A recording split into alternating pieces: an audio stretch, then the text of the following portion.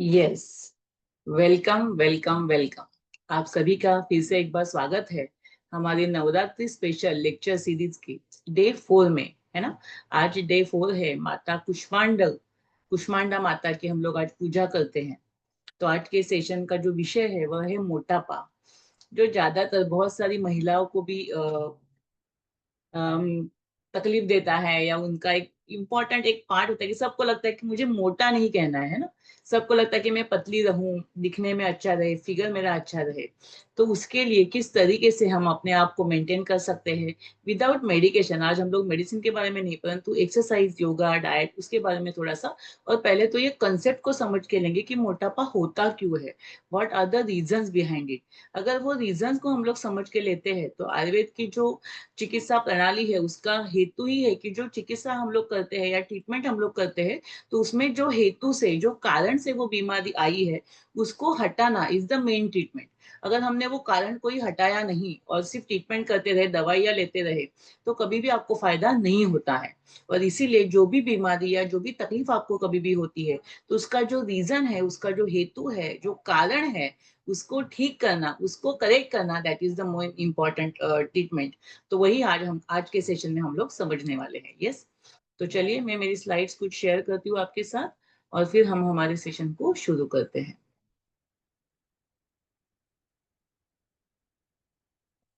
Yes. सो obesity, या तो फिर जिसको मोटापा हम लोग बोलते हैं, ये आजकल इंडिया में तो बहुत ज्यादा मात्रा में बढ़ चुका है। और उसके लिए बहुत सारे लोग अलग अलग टाइप्स की दवाइयाँ लेते हैं, मेडिसिन लिए जाते हैं, अलग अलग टाइप्स के कोर्सेस करते हैं लोग। परंतु फिर भी उनको कुछ भी बेनिफिट नहीं मिलता है। उसका रीजन ही यही है क्योंकि जो रूट कॉज है उसके ऊपर फोकस नहीं किया जाता है। तो और इसको कंट्रोल करने के लिए मेडिसिन कभी भी एक सपोर्ट हो सकता है, लेकिन मेन क्या है, डाइट और एक्सरसाइज करना। ये जब तक हम लोग नहीं फॉलो करेंगे, तब तक आपकी मोटाई या आपका जो वजन है वो कभी भी कम नहीं होता है। तो चलिए सबसे पहले भगवान धन्वंतरी, आयुर्वेद के आराध्य दैवत भगवान श्री स्वामीनारायण, और आज की हमारी नवरात्रि की चौथी माता कुष्मांडा माता को नमन करके आज का सेशन हम लोग शुरू करते हैं। तो अगर हम WHO की डेफिनेशन के हिसाब से देखें कि ओबेसिटी मतलब क्या होता है, सो ओबेसिटी इसको एक हाई रिस्क ऐसे एक बीमारी बोली है। डायरेक्टली वो बीमारी नहीं है, परंतु उसकी वजह से बहुत सारी अलग अलग बीमारी आपको हो सकती है। So what is the obesity? Obesity defines as the health risk caused by abnormal or excessive fat accumulation। excessive चर्बी जब शरीर में जमा हो जाती है कहीं पे भी, बॉडी के अलग अलग पार्ट्स में वो जमा हो जाती है चर्बी, उसी को हम लोग ओबेसिटी या वजन बढ़ना या मोटापा होना ऐसे कहते हैं। किसको वो मोटापा है या किसको मोटापा नहीं है, इसको समझने के लिए एक बॉडी मास इंडेक्स जो होता है वो एक समझने के लिए या हमको एक आइडेंटिफाई करने के लिए पेशेंट को, ये बहुत जरूरी होता है कि उसकी हर एक का वेट और हर एक की हाइट अलग अलग होती है। एवरी पर्सन डिफरेंट होता है। सो अपने हाइट के हिसाब से हमारा वेट सही है या गलत है उसको समझने के लिए ये बॉडी मास इंडेक्स आपको मदद करता है। इसमें हमारा जो वेट है किलोग्राम्स में आपको मेंशन करना है, और उसको डिवाइड करना है आपकी हाइट जितनी मीटर्स में है उसका स्क्वायर करके। स्क्वायर मैथमेटिक्स वाले सभी लोग हैं यहाँ पे, सबको थोड़ा बहुत तो आता ही है। तो 2 का स्क्वायर 4 होता है, 3 का स्क्वायर 6 होता है। वैसे ही ये जो मल्टीप्लीकेशन है हाइट का, जो मीटर्स में आता है हाइट, उसको स्क्वायर करके उसको वेट को आपको डिवाइड करना है, और उसके बाद जो आपको आता है that is your body mass index. आपकी बॉडी और आपकी हाइट के हिसाब से आपका वेट कितना है, ये इसमें आपको समझ सकता है। और ये उसका जो आगे का काउंटिंग है वो मैं आपको बताती हूँ। तो ये जो एक फिगर है जिसमें आपको दिखाया गया है कि जो अंडरवेट है, जिनका बॉडी मास इंडेक्स, जो नॉर्मल बॉडी मास इंडेक्स कितना है, तो 18 to 24.5, 18.5 to 24.5। अगर आपका जो बॉडी का weight divided by height meters में जो आती है उसको स्क्वायर करके आपने डिवाइड किया और आपको एक नंबर मिलता है, वो नंबर अगर 18.5 और टू 24.5 के बीच में अगर आ रहा है, दैट मीन्स कि आपकी हाइट या आपका वेट आपकी हाइट के हिसाब से एकदम अनुकूल है, बरोबर है, आपको उसमें कुछ भी करने की जरूरत नहीं है। तो that is you are in a normal stage. परंतु कितने लोगों का वेट जो है उससे बहुत कम होता है, तो दे आर अंडर वेट, जिसका बॉडी मास इंडेक्स 18.5 से कम हो रहा है आता है वो नंबर। तो इसका मतलब आपका वेट कम है, तो आपको वेट बढ़ाने के लिए कोशिश करना आवश्यक है। ओवरवेट किसको बोलते हैं, तो 25 to 29.5 जिसका बॉडी मास इंडेक्स आता है उसको हम लोग बोलते हैं दैट पर्सन इज ओवरवेट। जिसका बॉडी मास इंडेक्स 30 to 34.9 तक आता है उसको हम लोग बोलते हैं कि ये ओबेज है, that means this is the real मोटापा। और उसके साथ एक्सट्रीम मोटे जो लोग होते हैं, बहुत ज्यादा जिनका वजन होता है, they are like more than 35, उनका जो है बॉडी मास इंडेक्स होता है। तो इस तरीके से हम लोग अपने आप को चेक कर सकते हैं, अपने आप को एनालाइज कर सकते हैं कि हम कौन सी स्टेज में है। और उसके अकॉर्डिंगली आपको, अगर आप ओवरवेट हो तो डेफिनेटली आपको कोई मेडिसिन की जरूरत नहीं है। अगर आप थोड़ा सा एक्सरसाइज, थोड़े डाइट मॉडिफिकेशन करते हो तो डेफिनेटली आप नॉर्मल तक आ सकते हो। Obeys and extremely obeys person को कभी कभी along with diet and exercise थोड़ा मेडिसिन का सपोर्ट लेना जरूरी होता है, क्योंकि उनकी जो मेटाबॉलिक सिस्टम है वो डिस्टर्ब होती है, डाइजेशन सिस्टम डिस्टर्ब होती है, जिसकी वजह से ये मोटापा उनको आया है। तो उसको थोड़ा करेक्शन करते हैं, डाइट और एक्सरसाइज साथ में करते हैं, तो उनका भी वजन नॉर्मल पे आ सकता है, हो सकता है। तो दिस इज नॉट, ऐसा नहीं कि वो इम्पॉसिबल है, वो पॉसिबल है। तो सबसे पहले तो समझेंगे कि ये जो फैट है या जो चर्बी है, ये कुछ ऐसा नहीं कि भाई ये जरूरी नहीं है या उसके कुछ बेनिफिट्स नहीं है। फैट के भी बहुत सारे फंक्शन हमारे बॉडी के अंदर होते हैं। ये जो फैट होता है बॉडी के अंदर, जो भी चर्बी हमारे अंदर होती है, वो प्रोटेक्शन का काम करती है। हमारे शरीर के अंदर उन्हीं जो भी ऑर्गन्स है, जो सिस्टम है, उसको प्रोटेक्ट करने का काम, उसको एक पुशिंग या उसको एक सपोर्ट देने का काम ये फैट करता है। सोर्स ऑफ एनर्जी देता है, क्योंकि जब हम कभी कभी ऐसे होता है कि हमको खाने को नहीं मिलता है या हम उपवास करते हैं अभी नवरात्रि के सीजन में भी, तो उस वक्त क्या होता है, हमारा जो फैट स्टोरेज है उसको कन्वर्ट किया जाता है एनर्जी में, और उससे हमको एनर्जी मिलती है। सो ये जो फैट है जरूरी भी है, because it is the source of energy.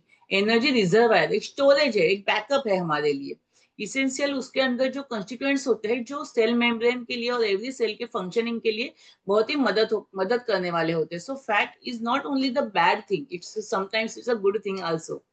Regulation of body function, बहुत सारे बॉडी के फंक्शन के लिए भी फैट जरूरी होते हैं। कुछ विटामिन होते हैं कि जो फैट में ही सोल्यूबल होते हैं और तभी वो बॉडी को मिल सकते हैं। विटामिन ए, डी, ई के जो है ना, इसको फैट सोल्यूबल विटामिन बोले जाते हैं, तभी वो बॉडी को बेनिफिट कर सकते हैं। और इंसुलेटर का काम भी ये फैट या जो चर्बी है हमारी करती है।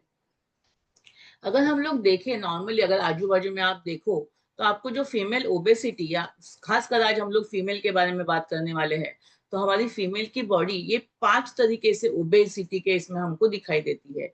सबसे पहला है Apple shape obesity. Apple shape obesity मतलब क्या, कि जिसमें अपर बॉडी का जो पार्ट है वो ज्यादा बड़ा होता है as compare to lower body part, और इसीलिए उसको हम लोग एप्पल शेप बॉडी, एप्पल का जैसे शेप होता है द सेम वे आपको बॉडी फिगर या आपके बॉडी का जो शेप है वैसा दिखाई देता है। देन आता है पियर शेप ओबेसिटी, जिसमें कि उनका अपर बॉडी पार्ट, चेस्ट वाला एरिया जो है कम होता है, परंतु नीचे का जो एरिया है, बटक्स का एरिया, कमर से नीचे वाला जो एरिया है वो ज्यादा फैटी होता है, ज्यादा ओबेस होता है। तो उसको पियर शेप ओबेसिटी ऐसा भी बोला जाता है। कुछ लोगों में अवर ग्लास ऐसा एक ओबेसिटी का एक टाइप है, जिसमें कि अपर एंड लोअर बॉडी पार्ट जो है वो ओबेस होता है, ज्यादा फैटी होता है, बट बीच वाला जो एरिया है, कमर वाला एरिया है, वो एकदम से कम होता है। सो उसकी वजह से ये अवर ग्लास जैसा है, वैसे उनका फिगर या ऐसे उनकी ओबेसिटी दिखाई देती है। कुछ पेशेंट में या कुछ लोगों में एक रेक्टेंगल के जैसा, मतलब पूरा ऊपर से लेके नीचे तक जो अपना ट्रंक वाला एरिया है, चेस्ट, एब्डोमेन, लोअर एब्डोमेन और हमारा बटक्स का एरिया, ये पूरा जो है एक रेक्टेंगल के शेप में दिखता है। सो इक्वली डिस्ट्रीब्यूटेड फैट उस उनका पेशेंट में होता है। और कुछ पेशेंट में ट्रायंगुलर शेप ऑफ ओबेसिटी होती है, जिनमें कि अपर बॉडी पार्ट जो है उनका वो ओबेस होता है, वहां पे ज्यादा फैट एक्यूमुलेशन होता है, और लोअर बॉडी पार्ट में थोड़ा कम बॉडी फैट फैट रहता है, ज्यादा इतना एक्यूमुलेटेड नहीं रहता है। तो ये सब जो बॉडी के शेप्स है या बॉडी के पार्ट में जहां जहां पे फैट का डिस्ट्रीब्यूशन है, अकॉर्डिंगली ये हमने क्यों समझा है, क्योंकि अकॉर्डिंगली हमको एक्सरसाइज करना भी जरूरी है। कभी कभी हम लोग ऐसे एक्सरसाइज करते हैं जो कॉमन एक्सरसाइज होती है, बट जब ऐसे स्पेसिफिक शेप अगर आपका बॉडी का है, तो आपको स्पेसिफिक उसी एरिया के लिए एक्सरसाइज करना भी आवश्यक होता है। तो ये आपको समझ के लेना है। अभी हम लोग समझेंगे कि ये जो ओबेसिटी है उसके कॉजेस क्या क्या है, किसके वजह से ओबेसिटी या मोटापा होता है।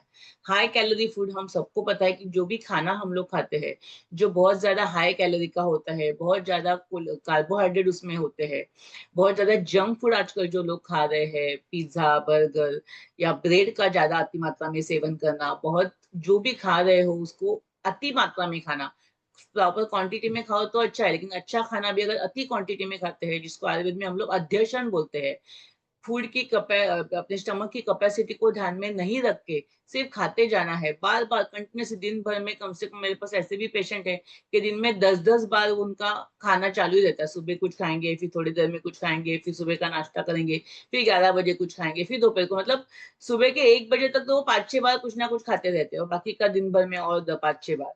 सो इतना उनका खाने का इंटेक होता है। सो ये हाई कैलोरी फूड या हाई इंटेक ऑफ फूड, ये जो है मेन रीजन है ओबेसिटी का। क्योंकि जो खाना आप खा रहे हो अगर वो सही तरीके से डाइजेस्ट नहीं होता है, उसका पचन सही तरीके से नहीं होगा, तो डेफिनेटली वो जो एबनॉर्मल खाना है या एबनॉर्मल अनपचा डाइजेस्टेड फूड है, वो फैट के टिश्यू में, फैट में कन्वर्ट होकर बॉडी पे एक्यूमुलेट होने का काम हो सकता है। देन दूसरा महत्वपूर्ण रीजन है कि सेडेंटरी लाइफस्टाइल। आजकल लोग खाना तो बहुत खाते हैं लेकिन एक्सरसाइज कुछ भी नहीं करते हैं। हमारा नॉर्मली प्रोफेशन, जो लोग आईटी इंजीनियर है, मेरे जैसे डॉक्टर्स है, या बहुत सारे प्रोफेशन में सिर्फ एक जगह पे बैठ के ही उनका काम है, उनको कहीं पे ज्यादा चलना फिरना नहीं होता है।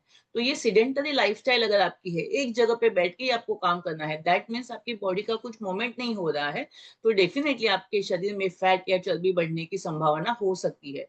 और इसीलिए आपको उसके लिए अलग से स्पेशली एक्सरसाइज करना भी आवश्यक है। मिड लाइफ वेट गेन, अब सभी को पता है कि एक मिडल लाइफ होता है ना। कुछ बहुत सारे मेरी पेशेंट बोलते, मैडम पहले शादी के टाइम तो मैं इतनी पतली थी ना कि आप पहचानने को भी नहीं, देखो मेरा फोटो देखो। लेकिन अभी क्या हो गया, एक डिलीवरी क्या हो गई या 2 डिलीवरी क्या हो गई, एकदम से वजन बढ़ने लगा है। तो ये मिड लाइफ वेट गेन जो होता है उसके भी बहुत सारे रीजंस होते हैं। क्योंकि एक मिड लाइफ के बाद बॉडी में हार्मोनल चेंजेस बहुत ज्यादा मात्रा में होता है।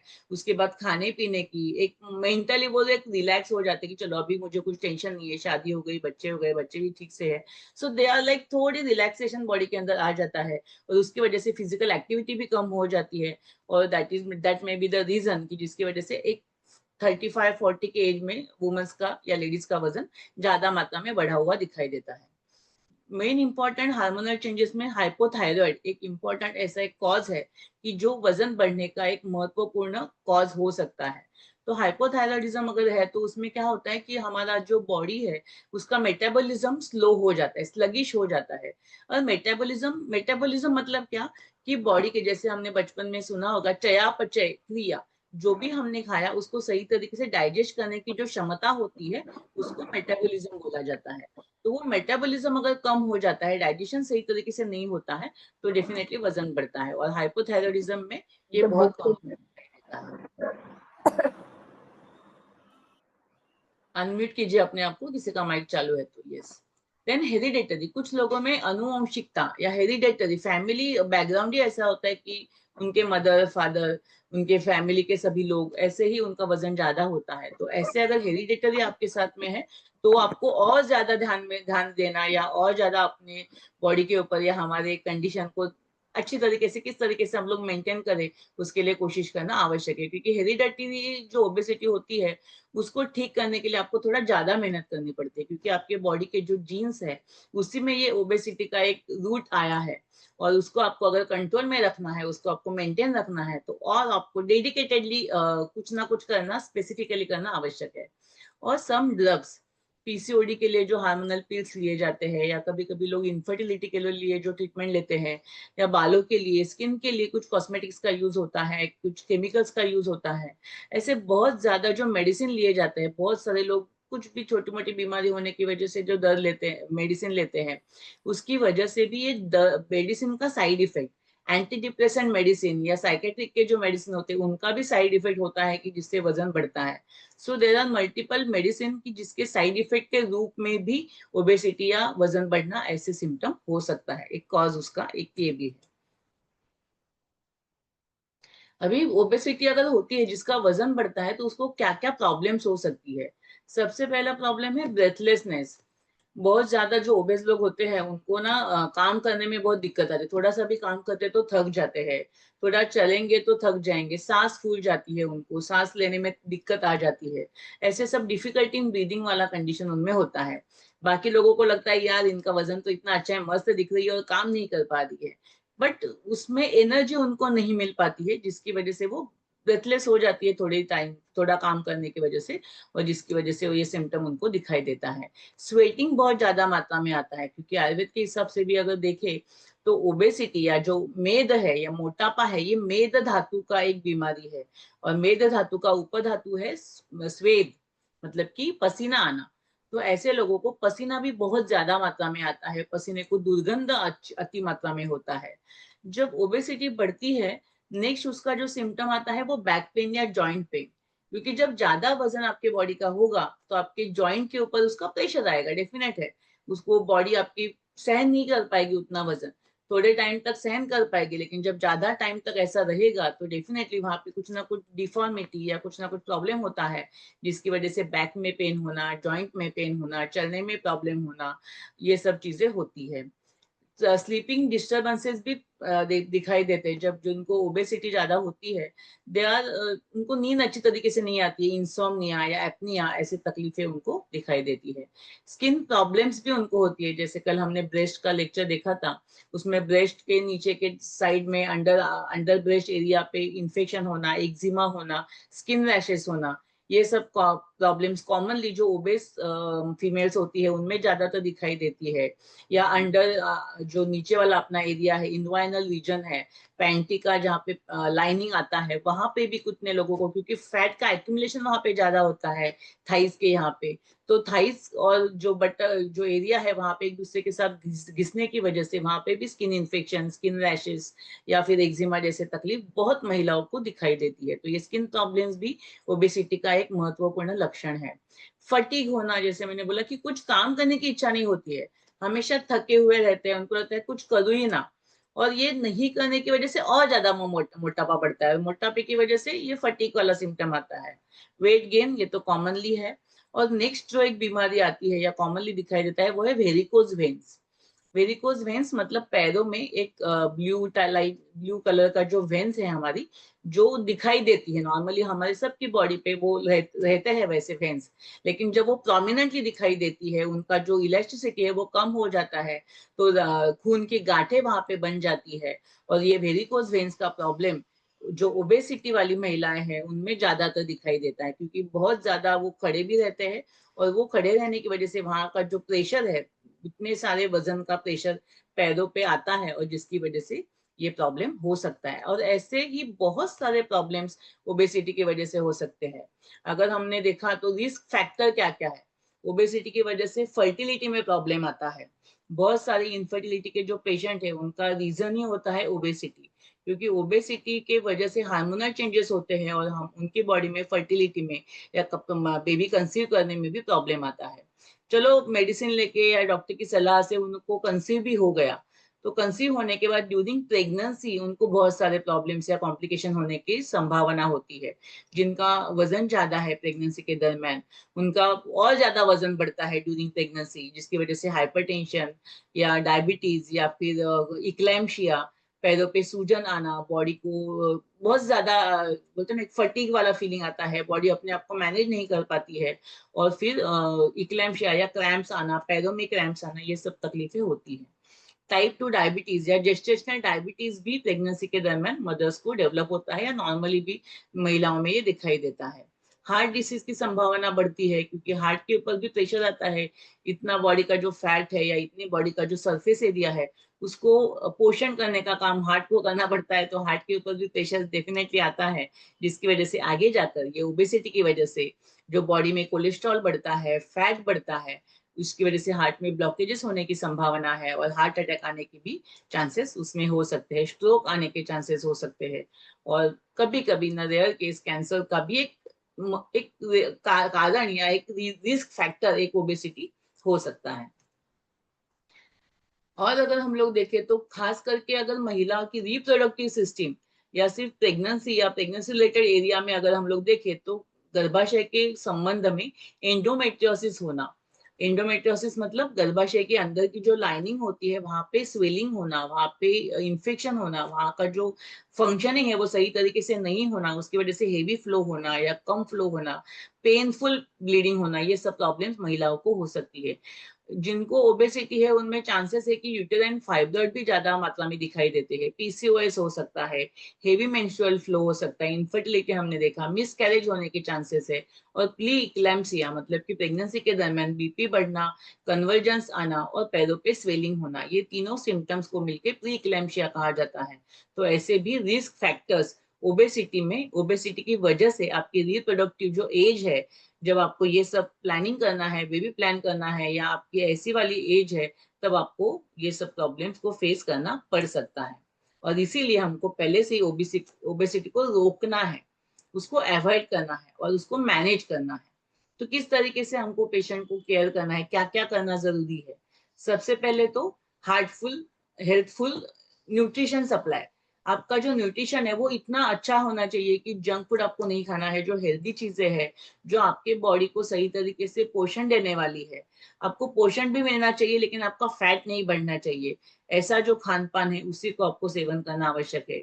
उसी के साथ साथ फिजिकल एक्टिविटीज को करना ये भी इम्पोर्टेंट है। अगर फिजिकल एक्टिविटी नहीं करेंगे और कितना भी आप खाना खाओगे और अपने मन के हिसाब से खाना खाओगे तो नहीं होगा। कुछ लोग डाइट करते हैं लेकिन एक्टिविटी नहीं करते, कुछ लोग बहुत एक्टिविटी करते हैं लेकिन खाने को बैठ जाते हैं तो बहुत सारा खा लेते हैं। तो ये सभी चीजों को बैलेंस करना बहुत जरूरी है। बिहेवियरल मॉडिफिकेशन, आपका जो लाइफ स्टाइल है आजकल, यंग जनरेशन में भी हमने देखा था कि कभी भी सोना, कभी भी उठना, लेट नाइट तक जागना, ये सब भी जो रीजन है बॉडी के मेटाबॉलिज्म को डिस्टर्ब करने वाले हैं, जिसकी वजह से धीरे धीरे जाके ओबेसिटी का प्रॉब्लम डेवलप हो सकता है। देन अगर ये सभी से अगर नहीं होता है तो yes, medical management, medical treatment भी आपको करनी आवश्यक होती है। अभी किस तरीके से हम इसको कंट्रोल कर सकते हैं, हाउ टू मैनेज ओबेसिटी? सबसे पहले तो balance diet. What does mean by balance diet? Balance का मतलब क्या है? तो बैलेंस का मतलब हमारा जो राइस, जैसे हम पहले की अगर आप थाली देखो ना, हमारी इंडियन फूड ट्रेडिशन के हिसाब से अगर देखो तो उसमें सब कुछ होता था। दाल भी होता था, चावल भी होता था, उसके साथ में सब्जी, सलाद, सब कुछ प्रमाण में होता था। वो प्रमाण में होना चाहिए। कोई भी एक चीज अगर ओवर आप खाओगे तो डेफिनेटली आपका वजन बढ़ेगा। सो नॉर्मली हमारे खाने में जो लोग बहुत ज्यादा फिजिकल एक्टिविटी नहीं करते, जिनको बहुत ज्यादा फिजिकली कुछ काम नहीं करना है, तो उनको क्या करना है, जो रोटी है, चपाती है, भाकरी है या तो फिर चावल है, ये कार्बोहाइड्रेट है ज्यादातर। आयुर्वेद के हिसाब से भी देखो तो ये जो है, ये फूड जो है, ये खाने के साथ में एनर्जी तो देता है हमको, लेकिन उसके साथ में वो चर्बी बनाने का, मेद बनाने का काम भी करता है। तो इसके लिए उसको थोड़ा कम प्रमाण में खाए, या आपकी जितनी कैपेसिटी है उससे आधा ही आपको खाना है। पल्सेस है, दालें है, वो भी आपको प्रमाण में खानी है। बहुत ज्यादा खाएंगे तो पित्त प्रकोप हो सकता है, उसका प्रमाण। डेयरी प्रोडक्ट्स पहले के तो जमाने में ठीक था, लेकिन आजकल हम लोग बोलते हैं कि डेयरी प्रोडक्ट्स टोटली बंद कर दो, क्योंकि जो गाय भैंसे है उनको एबनॉर्मली इंजेक्शन देके उनका दूध निकाला जाता है। उसी दूध से पनीर, दही सब कुछ बनता है। सो वो दूध ही अगर हार्मोन से बना हुआ है, गाय और भैंसों को इंजेक्शन दिया हुआ है और उसके हार्मोन्स के इंजेक्शन से अगर वो दूध आया है, सो डेफिनेटली वो दूध अगर आप पियोगे तो आपको भी हार्मोनल चेंजेस या हार्मोनल डिस्टर्बेंसेस आपको होंगे, और जिसकी वजह से आपकी बॉडी में ओबेसिटी और बाकी के भी बहुत सारी बीमारियां हो सकती है। सो ये जो डेयरी प्रोडक्ट्स है इसको जितना हो सके अवॉइड करना चाहिए। अगर आपको दूध या घी या दूध से बने हुए पदार्थ सेवन करने हैं, तो जो नेचुरल जो गाय है, या जो इंडियन ब्रीड की गाय है, जिसको हम लोग देसी गाय या गिर गाय बोलते हैं, ऐसी गाय का दूध अगर आप सेवन करते हो, लेकिन वो गाय भी देसी होनी चाहिए, उसको इंजेक्शन या कोई भी हार्मोन्स का ट्रीटमेंट बिना करे अगर उसका दूध आया हुआ है, तो उसको जो नॉर्मली एग टू मिल्क ऐसा बोलते हैं, तो वो मिल्क अगर आपको अवेलेबल होता है तो वो आप ले सकते हो। लेकिन इट्स नॉट, अगर जिसको ओबेसिटी है उनको तो मिल्क लेने की कोई जरूरत ही नहीं, उनको बंद ही करना आवश्यक है। देन फ्रूट्स, यस, फ्रूट्स आप अच्छी तरीके से खा सकते हो। सभी फ्रूट्स का आप सेवन कर सकते हो, जो सीजन में जो फ्रूट्स है उसी का सेवन करें। आजकल ऐसे हो रहा है कि फ्रूट्स 12 महीने मतलब 24/7 अवेलेबल होते हैं। तो ये जो फ्रूट्स है कभी भी नहीं खाने हैं, जो सीजन में मार्केट में जो फ्रूट अवेलेबल है उसी को अगर हम खाएंगे तो वो हमको पोषण देने वाले होते हैं और हमारी बॉडी का जो पूरी सिस्टम है उसको मेंटेन करने के लिए मदद करते हैं। सेम विथ वेजिटेबल्स, जो वेजिटेबल जो सीजन में आते हैं उसी टाइम पे उसको सही प्रमाण में और अच्छी तरीके से खाना है। आजकल फ्रोजन किया हुआ जो फूड, फ्रोजन किए हुए फ्रूट जो मार्केट में मिलते हैं, इसी की वजह से ये जो वजन बढ़ना या एबनॉर्मल हार्मोनल चेंजेस होना ये सब हो रहा है। तो आपको ये भी ध्यान में रखना है कि भले फ्रूट्स हेल्दी है, वेजिटेबल्स हेल्दी है, लेकिन वो सीजन के हिसाब से आपको सेवन करना है। फ्रोजन किया हुआ या जो बाहर के देश से आए हुए फ्रूट्स उनको सेवन करना इज नॉट इम्पोर्टेंट। बट हमारे देश में हम जहाँ पे रहते हैं वो एरिया में जो डेवलप होने वाले फ्रूट्स एंड वेजिटेबल्स है, they are more easily acceptable by our body. इसके लिए वो हमारी बॉडी अच्छी तरीके से एक्सेप्ट करती है, डाइजेस्ट करती है और हमारा वजन नहीं बढ़ता है। तो ये डाइट के बारे में बहुत आपको ध्यान देना है। जितना हो सके आजकल हम लोग मिलेट्स का इस्तेमाल करने के लिए बोलते हैं, जिनको ओबेसिटी है, अगर वो गेहूं और चावल को बंद करके उसकी जगह पे ज्वार की रोटी खाते हैं, बाजरे की रोटी खाते हैं, नाचने की रोटी खाते हैं, राजगीरे का इस्तेमाल करते हैं, भगर का इस्तेमाल करते हैं, ये सब जो मिलेट्स है अगर थोड़े दिन तक आप करके देखो, कितने सारे मेरे पेशेंट है जिनका वजन सिर्फ गेहूं की रोटी कम करने से, एक टाइम सुबह ऑफिस में जाते हैं इसके लिए गेहूं की रोटी, शाम के टाइम पे ज्वार की रोटी, इतना भी आप अगर चेंजेस अपने लाइफ में करते हो तो बहुत अच्छा परिवर्तन आप अपने आप में देख सकते हो। तो ऐसे कुछ छोटे छोटे चेंजेस, एक ही चीज लेकिन आप कंसिस्टेंटली जब आप करते हो तब आपको बेनिफिट मिलता है। या दिन में सिर्फ 2 बार ही खाना, क्योंकि बहुत जैसे मैंने बोला कि दिन में 10-10 12-12 बार लोग खाते ही रहते हैं, इसकी वजह से जो खाया है वो डाइजेस्ट ही नहीं होगा, तो वजन बढ़ेगा नहीं तो क्या होगा। तो आयुर्वेद के हिसाब से जो खाने का एक सिस्टम बताया है, आहार की मात्रा कैसी होनी चाहिए, तो जो भी हमारा स्टमक है उसको अगर हम लोग फुल एक सर्कल के तरह से इमेजिन करें तो उसका हाफ द वे ही आपको खाना है। हाँ, उसको हाफ करके हाफ जो फूड है आपको खाना है, 1/4 पार्ट जो है आपका, उसमें आपको कोई लिक्विड फ्लूइड छाछ है या आप दाल पीते हो या फिर आप पानी पीते हो उससे भरना है। और 1/4 जो पार्ट है अपनी स्टमक का उसको आपको खाली रखना है, ताकि जो कुछ आपने खाया है वो सही तरीके से डाइजेस्ट भी हो सके। और अगर वो सही तरीके से डाइजेस्ट होता है तो आपका वजन नहीं बढ़ेगा। तो ये समझ के ही आपको खाना खाना जरूरी है कि पूरा पेट भर के आपको कभी भी खाना नहीं खाना है, थोड़ा पेट को खाली रख के ही आपको खाने से उठ जाना है। रेगुलर एक्सरसाइज करना, सभी को पता है एक्सरसाइज करना बहुत बेनिफिशियल है, लेकिन की नहीं जाती है। सो आप कहीं पे क्लास लगाओ जहाँ पे आपको मोटिवेशन मिले, क्योंकि घर पे लोग होते हैं ना, मैं तो वॉकिंग करता हूँ, मैं स्टेशन पे चल के जाता हूँ, बट वो एक्सरसाइज नहीं है, वो आपका रूटीन काम है। तो उससे आपको एक बेनिफिट जो मिलना चाहिए वो नहीं मिलता है। सो जो भी एक्सरसाइज है it should be focused on that part. जब हम लोग एक्सरसाइज करते हैं तो हमारा फोकस पूरा वहां पे होता है। तो इसीलिए एक्सरसाइज को अलग से एक आधा घंटा 1 घंटा अपने लाइफ का निकाल के अगर आप करते हो, अपने हेल्थ के लिए इतना टाइम देते हो, तो डेफिनेटली आपकी बॉडी आपको सपोर्ट कर सकती है। अवॉइड जंक फूड, सभी को पता है जंक फूड खाना ये हेल्थ के लिए कितना हानिकारक है, पता तो सबको है लेकिन फॉलो नहीं कर पाते हैं।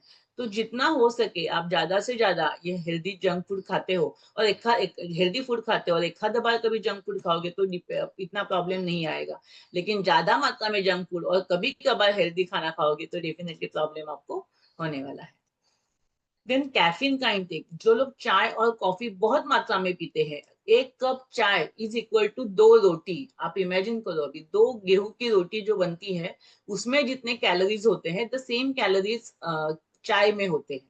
तो इसका मतलब ये चाय कितना हार्मफुल है। दूसरा, आयुर्वेद की भाषा में अगर देखें तो ये पित्त कारक है, ये वात को बढ़ाने वाला है, रुक्षता को बढ़ाने वाला है, डाइजेशन सिस्टम को लो करने वाला है, पचन संस्था वीक करता है, जिसकी वजह से जो कुछ भी आप बाद में कुछ खाने वाले हो उसका पचन सही तरीके से नहीं होता है। इसके लिए कैफीन को, चाय को आप जितना अवॉइड करोगे उतना अच्छा है। आपकी ब्लड शुगर लेवल को आपको मेंटेन करना है, चेकअप करते रहना है कि ब्लड शुगर अगर बढ़ रहा है तो immediately you will get attention कि आपको अपने बॉडी के ऊपर, अपने शुगर के लेवल के ऊपर ध्यान देना है। प्रॉपर वाटर इनटेक, प्रमाण में पानी पीना, बहुत ज्यादा जो पानी पीते हैं उनमें भी ओबेसिटी दिखाई देती है। ओबेसिटी आयुर्वेद के हिसाब से अगर स्थूल हम लोग देखते हैं तो उसका एक रीजन अति पानी पीना, अति अम्बुपान, ऐसा एक हेतु आयुर्वेद में बताया है। तो जो लोग बहुत अति मात्रा में पानी पीते हैं उनमें भी वाटर लॉगिंग होता है बॉडी के अंदर और वजन ज्यादा मात्रा में बढ़ता है। तो पानी कैसे पीना है उसका भी हमने ऑलरेडी एक यूट्यूब पे वीडियो बना के रखा हुआ है। तो आप हमारे सायो आयुर्वेद एंड यूट्यूब गर्भ संस्कार के यूट्यूब चैनल को अगर सब्सक्राइब करो और उसके ऊपर देखो, सर्च करो, तो पानी पीने के नियमों के बारे में पूरा एक आधे घंटे का 10 मिनट का मैंने वीडियो बनाया है। उसमें आपको पता चलेगा कि पानी पीने के क्या नियम बताए गए हैं। उसी हिसाब से अगर आप पानी पीते हो, सही तरीके से पानी पीते हो, ना तो बहुत ज्यादा ना तो बहुत कम, जब आपको प्यास लगे तभी आपको पानी पीना है, इस तरीके से अगर आप सही प्रमाण में पानी पीते हो तो डेफिनेटली आपकी बॉडी मेंटेन रह सकती है और आपका वजन भी कंट्रोल में रह सकता है।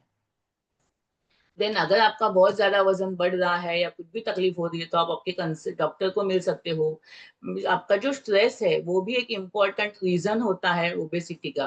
तो वो स्ट्रेस को मैनेज करने के लिए एंटी डिप्रेसेंट या कोई साइकेट्रिक की मेडिसिन लेने की जगह अगर आप मेडिटेशन करते हो, योगा करते हो, प्राणायाम करते हो, तो भी आपका वजन कम हो सकता है। प्रॉपर तरीके से स्लीप लेना, अच्छी तरीके से सोना, ये भी बहुत आवश्यक है। और ब्रेस्ट फीडिंग सपोर्ट, ये तो मैंने प्रेगनेंसी के लिए बनाई थी स्लाइड, इसके लिए वो डाला है। Than sufficient amount of fluid, जो भी फ्लूइड आप लेते हो, water, fresh fruit juice, butter milk या सादा वाला मिल्क अगर देसी गाय का है तो ही, दाल, कढ़ी, वेजिटेबल सूप, ये सूप अगर आप लेते हो तो ये लिक्विड से क्या होता है, आपको एनर्जी इंस्टेंटली मिलती है और आपका फैट नहीं बढ़ता है। तो जितना हो सके आप पूरी, आपको अगर ओबेसिटी को कंट्रोल में रखना है तो आपको ये चीजों का ध्यान देना आवश्यक है। फाइबर रिच फूड आपको खाना है जिसमें वेजिटेबल्स है, फ्रूट्स है, होल ग्रेन्स है ज्यादातर मात्रा में, और पल्सेस है, इसको आपको इसके ऊपर फोकस करना है। परंतु जो मैदे वाली चीजें है, सब जंक फूड है, इसको आपको अवॉइड करना है। फिजिकल एक्टिविटी, वॉकिंग कर सकते हो आप, योगासन कर सकते हो, या कोई भी एक्सरसाइज जो आपको अच्छी लगे। एंड मोस्ट इम्पॉर्टेंटली खाने के लिए ये जो नियम है जो आयुर्वेद का बहुत इंपॉर्टेंट है, कि जो भी खाना खाओ वो गर्म होना चाहिए, फ्रेश होना चाहिए। आजकल बहुत सारे लोग सुबह का बना हुआ शाम को खाते हैं, शाम को ही सब्जी बना के रखते हैं सुबह के लिए। तो ये जो है ना, ये बहुत बड़ा एक गलत तरीका आजकल हो रहा है फ्रिज आने की वजह से। ये जो फ्रिज में खाना रख के हम लोग खाते हैं उसकी वजह से बहुत सारी तकलीफें हमको हो रही है। तो जितना हो सके, जिनको पॉसिबल है, खाना बनाने के बाद इमिडिएटली आप उसको सेवन करो, फ्रेश फूड जल्दी से खाने की कोशिश करो, बासा खाना या स्टेल फूड आपको अवॉइड करना चाहिए। आपको खाना तभी खाना चाहिए जब आपको अच्छी तरीके से भूख लगे। अच्छी तरीके से जब भूख लगती है और तभी आप खाना खाते हो, तब वो खाना सही तरीके से हजम होता है। अगर आपको भूख नहीं है और तभी भी आप खाना खाओगे तो वो खाना डेफिनेटली हजम नहीं होगा और वो फैट के रूप में स्टोर हो जाएगा बॉडी में। डू नॉट ईट इन हरी, बहुत ज्यादा फास्ट लोग खाते हैं, इतनी फटाफट के 2-5 मिनट में उनका खाना हो भी जाता है। तो ये ज्यादा फास्ट खाने से क्या होता है, सलाइवा में वो जो अन्न है वो मिक्सअप नहीं हो पाता है।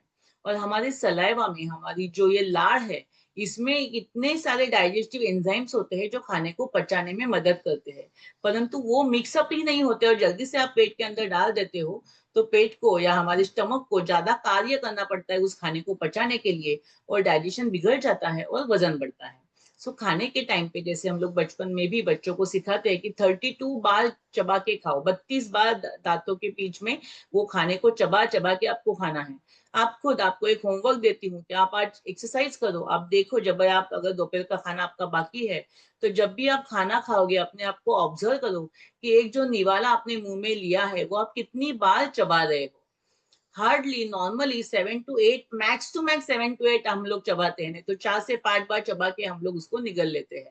सो आप अगर 32 टाइम्स उसको चबा चबा कर खाओगे तो वही खाना जो आप नॉर्मल खा रहे हो अभी, उससे भी आपका वजन कम होगा, कुछ चेंजेस बिना किए भी। क्योंकि वो खाना आप ऑलरेडी अगर आप इस तरीके से खाते हो तो 2 रोटी की जगह एक ही रोटी खा पाओगे, क्योंकि चबा चबा के आपको सेटिस्फेक्शन अच्छे से मिलेगा और 2 रोटी खाने की जरूरत नहीं पड़ेगी, एक रोटी में ही आपको सेटिस्फाइड फीलिंग होगा।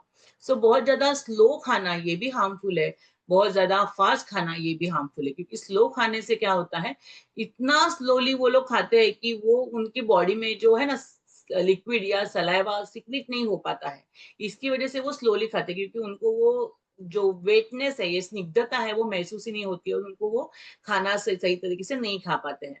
वो भी एक रीजन है जिसकी वजह से डाइजेस्टिव एंजाइम्स या जो हमारे पाचक स्राव है वो सही तरीके से नहीं स्रावित हो पाते हैं और वजन बढ़ता है। ईट विथ फुल कॉन्सेंट्रेशन, जो फोकस है, टीवी देखते समय, मोबाइल को देखते समय, कुछ काम करते समय आपको खाना कभी भी नहीं खाना है। जब भी आप खाना खाओ पूरा अपने थाली पे क्या रखा है, उसको फोकस करके, उसको ग्रेटिट्यूड फील करके फिर आपको खाना खाना है।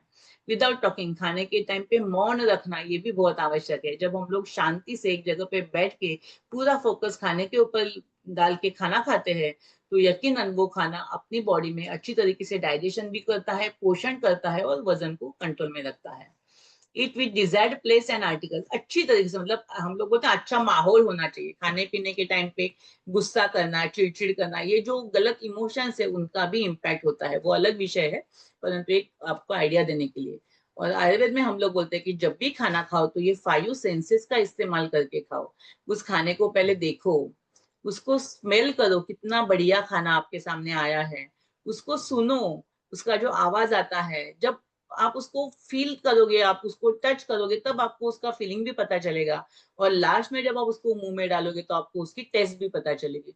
तो ये 5 सेंसेस का यूज करके जब आप खाना खाते हो, तो डेफिनेटली जो भी खाना आप खा रहे हो वो डाइजेस्ट सही तरीके से होता है, क्योंकि अपने पूरी बॉडी का जो भी सिस्टम जो है ना, खाने को पचाने के लिए, उसको एक्टिवेट किया है ये 5 सेंसेस से। और फिर वो खाना अगर आप खाते हो तो डेफिनेटली उसका डाइजेशन अच्छा होता है, उसका पाचन सही तरीके से होता है, और फिर वो आपको कभी भी वजन नहीं बढ़ाता है। इसके बावजूद भी अगर आपका वजन ज्यादा है तो डेफिनेटली आप आयुर्वेद की हेल्प ले सकते हो। आयुर्वेद में हम लोग जब भी वजन कम करने के लिए कोई पेशेंट हमारे पास आता है, तो मेनली सबसे पहले तो उसके डाइजेशन सिस्टम को ठीक किया जाता है, क्योंकि डाइजेशन सिस्टम ठीक होगी तभी आगे जाकर जो नया खाना वो खाने वाली है उसका पचन सही तरीके से होगा, तो आगे जाके वजन या नया फैट नहीं बनेगा। और फिर हम लोग जो ऑलरेडी फैट बना है उसको बर्न करने के लिए उसको एक्सरसाइज और दवाइयाँ ऐसे एडवाइस करते हैं।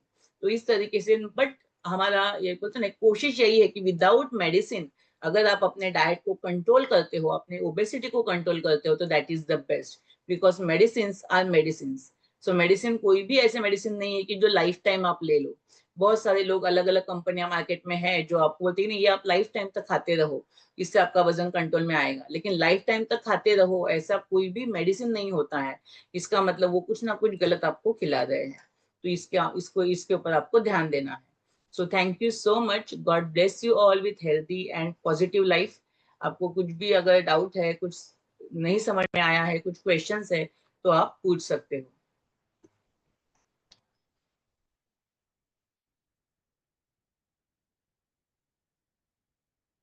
ओबेसिटी के बारे में या बाकी के जो हमने 2 दिन सेशन लेके उसके बारे में भी अगर आपको कुछ क्वेश्चन है तो आप मैसेज भी कर सकते हो या डायरेक्टली हमको पूछ सकते हो। चलिए, गुड। अगर किसी का कोई क्वेश्चन नहीं है, दैट मीन्स आपको सब कुछ समझ में आया है। सो आई होप आप अपनी बॉडी का सही तरीके से ध्यान रखोगे, अपना वजन हमेशा कंट्रोल में रखोगे, और ओबेसिटी से होने वाले जो भी सब प्रॉब्लम्स है, जो भी सब तकलीफें है, उससे अपना बचाव कर सकते हो। So thank you so much. God bless you all with healthy and positive life. Thank you, thank you, thank you. God bless. Thank you, thank you.